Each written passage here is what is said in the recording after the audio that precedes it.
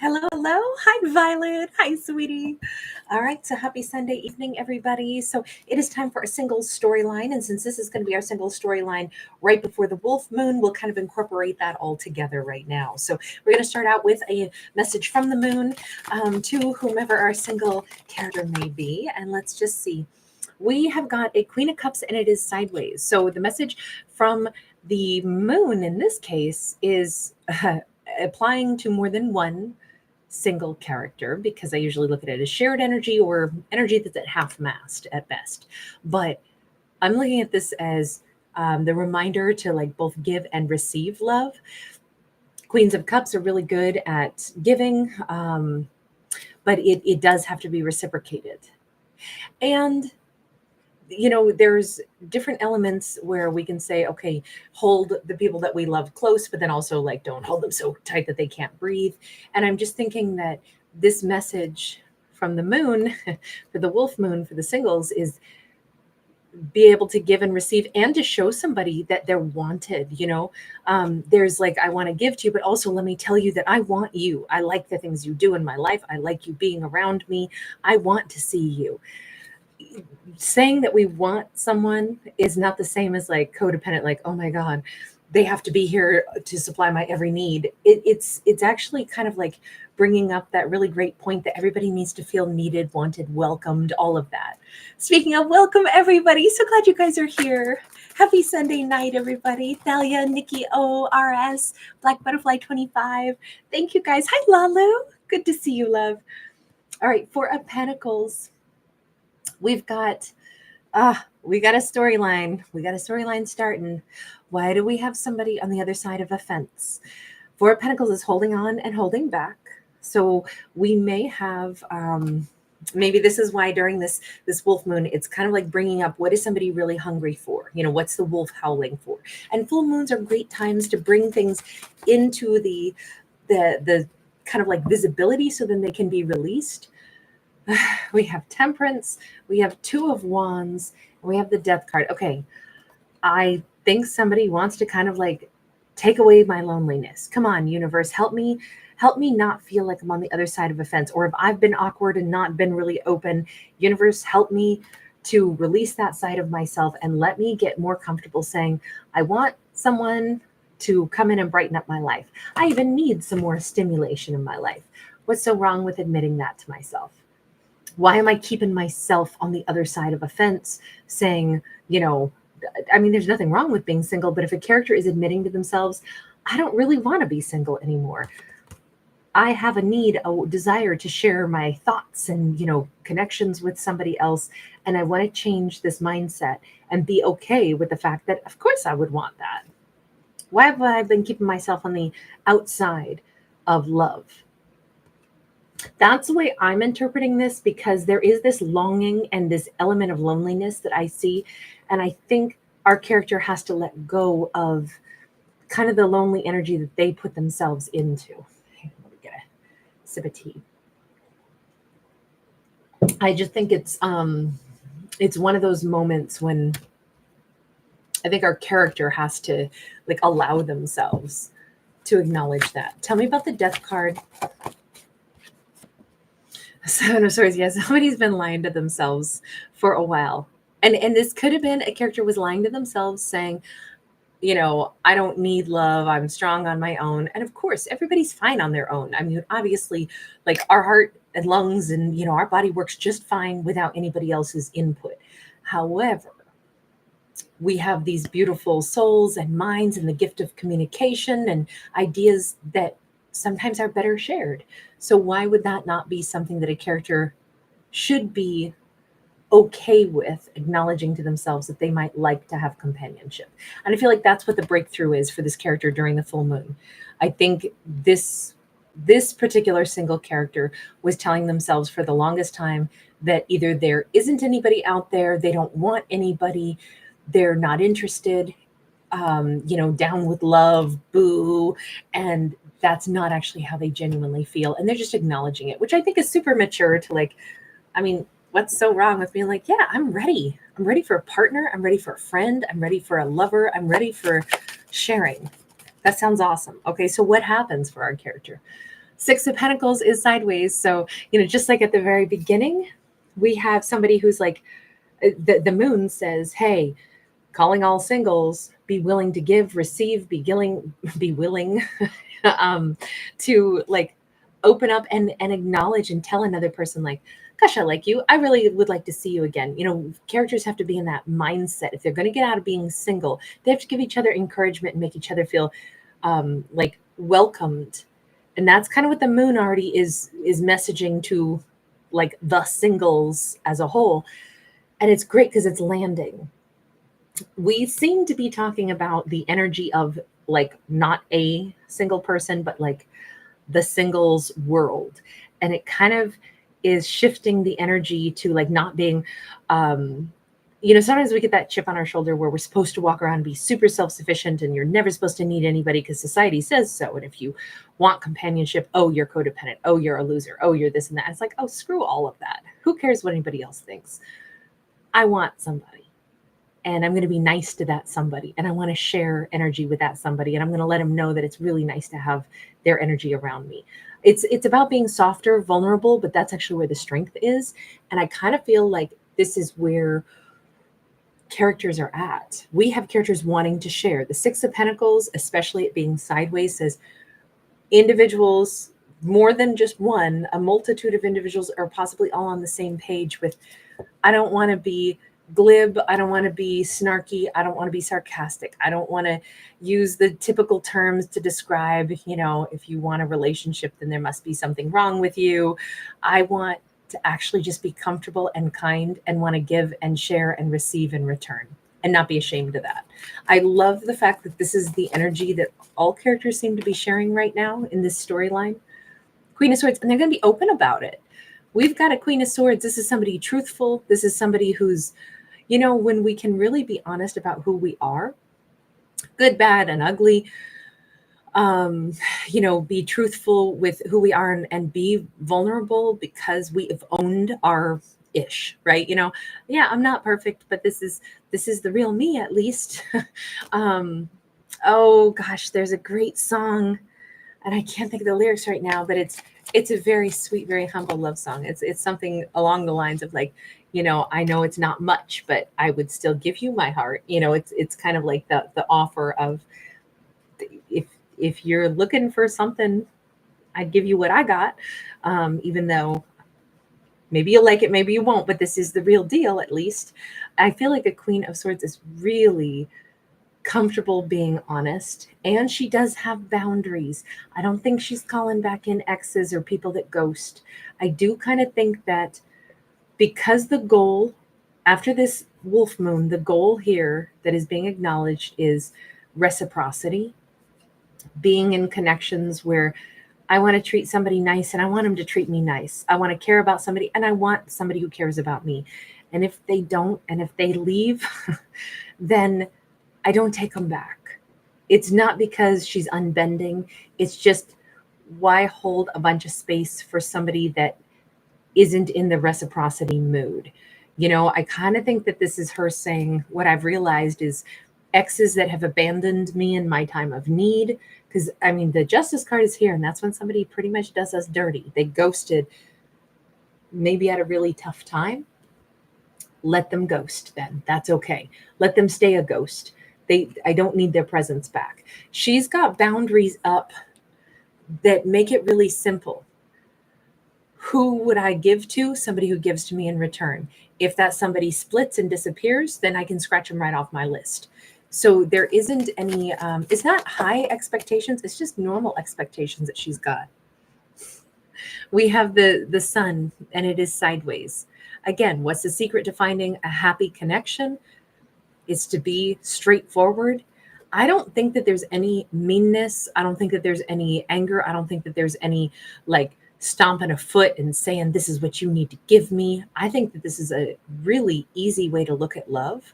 And if that's what the wolf moon is bringing up in the singles world, to me, it just feels like, let's get back to happiness. Let's get back to like a time when maybe dating or meeting somebody was single and when the intentions were clear. It wasn't like, oh, I'm a narcissist, let me go find somebody that'll feed my ego, or we get braced for thinking that's all dating is. All I'm going to meet is people who want to mooch off of me, see me as a mark, or I'm supposed to supply them with their narcissistic need. And it almost seems like that's what's being broken through. And we're getting back to the basics, back when it was like, why do we want to date at all? Why would we want to meet a companion? Because it's nice to have people that are companions and they're nice to us and that we share laughter with and love with. That's the goal of dating. It's not to go find somebody that's, that we can be a vampire off of, or to assume that that's all that's out there. So this is really a reset button to a simpler time before, like, there was a lot of jaded energy. But the brilliant thing that goes along with this is there's not naivete, and we're not going resetting the clock to where it's like, I'm just going to believe that everybody out there is wonderful. No, we're tempering the idea of like, why am I doing what I'm doing? Why do I want to meet somebody? What do I believe is out there? What is it that I want? I'm going to approach the idea of dating with a really positive outlook, but I also gain some wisdom. Don't waste time on people that are time wasters, What's that saying? Don't sweat petty things and don't pet sweaty things. I don't know why that comes to mind right now. But that's a way to keep your hands clean, right? Don't pet sweaty things, but also don't sweat petty things. This just feels easy now, but tempered with wisdom. So may I ask then, with all this breakthrough coming with this full moon, what does it mean? Does our character, or do our characters end up, it's definitely the divine feminine seems to be taking on this mindset and taking this step forward. We have 5 of Swords, 5 of Coins. 5s are numbers of change. 5 of Swords is the hostilities and anger around the game playing that then leads to anything but a divine connection. In fact, can crack a divine connection. That is being looked at, addressed. And then what? We have the devil, we have the universe. So the devil, the way I would say this is, we're looking at everything ugly that ruins a good relationship, acknowledging that it's out there and things can take a left turn and go down the devil route really easily, or we can not do any of that BS. I said we can listen to the universe. This, I always show this because I think it's so fun that many years ago I bought this for myself because I thought it was really awesome, and I like music boxes, and there's like, it's got the Greek ancient Greece being depicted here, and we've got angels overhead, and we've got all of the zodiacs engraved on it. Lights up too. And then, like, I don't know, 2 months ago I bought this deck, and this is exactly that. This is the music box on here with all the zodiacs, and I always thought it was so cool that years apart, this whole situation comes full circle.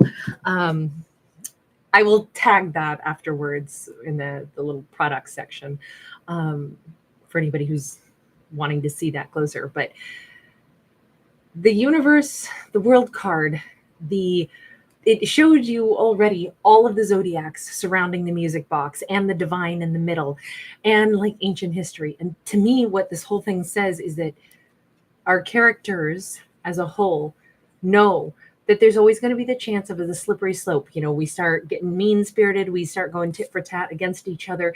We look at each other as enemies. We break away from the divine connection and kind of march away from the romance and then stay obsessed with each other, but unbending. Or we can throw all that away and we can choose to give each other grace, have new beginnings, keep looking for, sometimes if it turns out that we only irritate each other and we aren't a good match, let go with grace and move on, because there's a whole hell of a lot of other zodiacs out there. Maybe move on to someone else. Maybe don't stay stuck and angry and let years go by in bitterness. And I think that that's a really important message during this wolf moon. By the way, we have strong Capricorn right? A double dose of that. We had strong Libra in this as well. We also had Scorpio and Sagittarius in this. Sorry, Aries is busy fluffing away. This whole storyline to me is more like a change in the way to look at romance and the determination that it's going to go different now. Is it going to go different? Do we have characters that are embarking and going to have success? We have got a Knight of Cups in the reverse. Hang on. There's no movement just yet, at least not right now during the Wolf Moon. Well, because we have the Tower and the Judgment. Oh. Is there still a need to, after this big, huge, long thought process, is there a need for characters to forgive themselves and forgive each other first before they can move on and meet somebody new? I didn't think of this Wolf Moon as being that cathartic moment where maybe characters are letting go of pain, letting go of hurt, letting go of whatever they experienced with each other so then they can move forward. Or is this the storyline where this could bring characters back around? See, I don't see them coming back around only because of this. That Queen of Swords says, I'm never again going to like long for somebody who ghosted me to return. I want a partner who's with me, but I can still see the value of characters. You know, this is kind of a transformative Wolf Moon is what this is coming across as. And, you know, the energy of the full moon lasts about 3 days.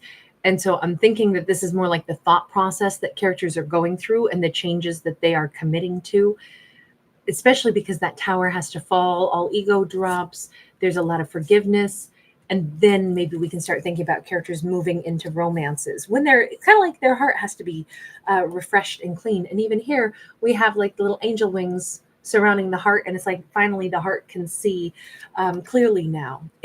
There is a need to forgive and let go of, you know, the people who've ghosted in the past, so that our character doesn't walk into the next romance with a chip on their shoulder. I kind of almost am thinking that has to happen before the next romance. So however swiftly, or, you know, however much time it takes for a character to let that go, in this story, it looks like they're doing it pretty fast. It looks like they're ready for real healing for themselves. It keeps feeling like this is more a story of the divine feminine. And keep in mind, the feminine energy doesn't mean it's a her. It could be a masculine as well. Because I started out saying, okay, this is like all singles are kind of like, you know, like sharing this energy. But the energy of the feminine is the energy of the moon, and that's a gravitational pull. So I'm going to say that characters that are like attuned to that gravitational energy right now, they might be more in this mindset. So it's not going to be all singles. It's going to be the ones who have that particular mindset, right? Where they want to pull toward themselves something better, something healthier, where they want to, you know, practice like letting things go for themselves so that they're not still wounded and prone to meeting somebody and then perhaps going down that slippery slope of getting back into old patterns of tit for tat and arguing. This is kind of the secret to how our character, specifically whomever is in that feminine energy, is going to change her outcome. I do think that this is somebody fully healing during this Wolf Moon. Like the Star card is tremendous healing, and it also is like reaching for other goals. It can be huge travel, but sometimes the travel is like the internal awakening where we kind of like ascend to the next vibrational level. That's really nice energy because we're taking wisdom but no bitterness. We have a character that is really understanding what it is to want partnership and not feel embarrassed of that. We're also seeing they have clear visions of what unravels a relationship and trashes it so they can avoid that. And then they're also understanding how important it is to let go of the pains of their past. Once that happens, that's what I would say. That's probably when romance can then be found. So it's a bit of like, I feel like this is like a little workbook in this storyline. Pretty damn awesome. We're ending with the Two of Cups. This is like the next chapter of this single character's life is to call in their Two of Cups. They're healthy enough and whole enough and healed enough to be able to match with somebody else and to not be like instantly turning into conflict or be triggered by another person. They're going to actually, I think, be healed enough to really have a harmonious relationship. If there is any past energy that is coming back in, it may be a Two of Cups relationship returning, but it would only be possible if both characters are going through the exact same energy around this wolf moon. And we started out saying that's what it looked like. So for some single storyline, there could be a reconciliation with Two of Cups after this, or after they finish what I'm calling the little workbook that we just discussed. All of these little tasks that are happening. This is such a great wolf moon. You know, it's our first full moon of 2025, and this should be a year of lots of change, lots of transformation.